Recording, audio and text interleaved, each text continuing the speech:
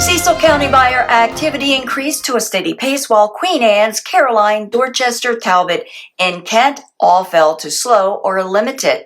It's Friday, February 16th, 2024. I'm Kimberly Barton, broker-owner of Kinetic Realty, Maryland's indie boutique brokerage. This is the Maryland Eastern Shore Report. Inventory is rising on the shore while activity seems to have slowed. Overall, there are 1,310 homes for sale, reflecting more this week. 84 properties are coming soon, up 13.41%. 194 came to the market since last week, a 15.47% rise from that week. 82 went under contract, rising 11%. 93 moved to pending, no change from last report.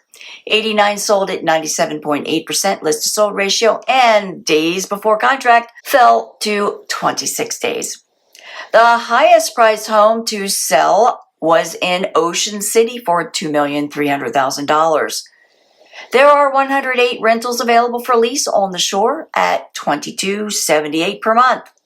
That's a wrap for this week's Maryland Eastern Shore Report for Friday, February 16th, 2024. Thanks so much for tuning in. Enjoy your weekend. Stay safe. I'll see you next week. Take care.